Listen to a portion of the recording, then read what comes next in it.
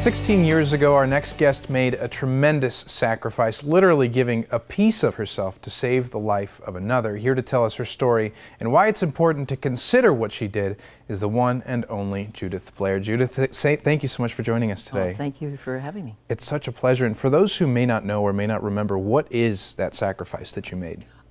16 years ago today, I donated a kidney. And people refer to it as a sacrifice. It was based on a relationship, but not with the recipient. My relationship with God.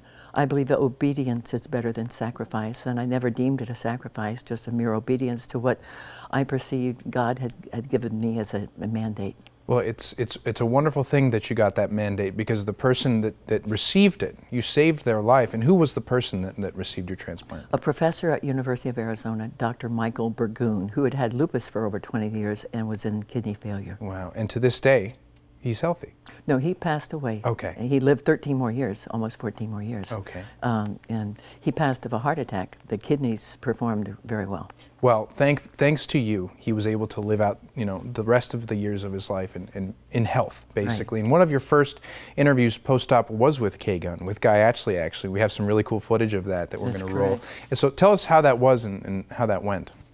I was spearheading a benefit for the Kidney Foundation with a Frank Sinatra impersonator, and I came here for the interview of it, and he sang, and it was on the news, and we had a great turnout for that, so I'm very happy for that. Wow. And what's fantastic about your story and with your family too is there's yet another story of donation in your family. Can you sort of briefly tell us that? When I lived in Houston prior to coming here, in the late 90s, I went back to Ohio to visit relatives. Mm-hmm. And then a cousin from New York came, Bruce. I went home with him and his brother, Tim. I hadn't seen either of them for 30 years. His brother Tim was grieving, having lost his son the previous summer to a motorcycle incident. On the way to the airport, my aunt told me about them donating the organs. So that was the one event that a family had donated.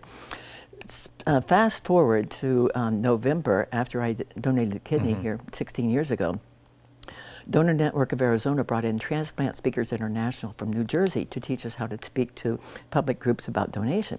One of the gentlemen had had a heart replacement. He had heart trouble for 9 years. He was at the top of the list in New Jersey, went to New York and told about the summer that he had received the heart. I said, do you know the name of your donor? He said, yes. I said, was it Tom Mock? Oh, wow. He said, yes, how do you know? I said, you have my cousin's heart. They came.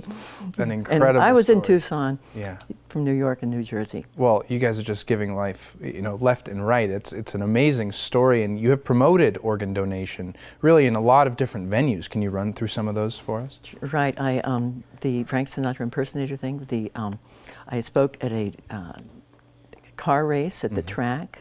I've spoken in very many different places in interviews, and ran Senior Olympics in Tucson, Phoenix, St. George, Utah, Vegas, and Houston with a shirt that had one kidney on it, promoting the cause. But I'm promoting not just the donate to be a donor, but to take responsibility for your own health. I'm in a pool at the gym every morning, and I'll be 70 this year, and it makes a difference. Watch what you eat and exercise. You'll be 70. Well, you look 50, well, and people really need to need to take your advice, especially me. I don't work out as much as I probably should.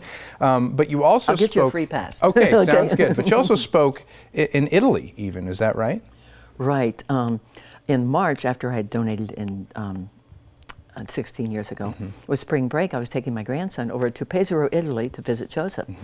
I was gung-ho on organ donation, wanted to jump in and do it. I didn't know anybody there, said, okay, well. So Saturday night after the game, he gets in the car and said, Mom, he said, I'm involved in a community event on Monday involving organ donation. I told him I'd bring you. Is that okay? It's fine. So I go, and they didn't know I was a donor. The general manager signs a card. He speaks in Italian, and then he tells them that I'm a donor, and they applaud. We were on TV, on the newspaper, and it was such a blessing to go all that way. And I call it the divine coincidence. Yeah, God had that pre-planned. You're really spreading the word internationally, and you're here to spread the word here on our show as well. And why should more people do what you did in giving of yourself to somebody there else? could be someone watching today that's just waiting for a phone call to live. There's over 116,000 people waiting in our country for a life-saving transplant. 96,000 plus of those are waiting for a kidney. 22 people a day are dying, just waiting for a phone call. And I refer to myself as part of the naive status quo prior to the donation. I was unaware of that. I thought 16 years ago I would spend one day in surgery and that would be it.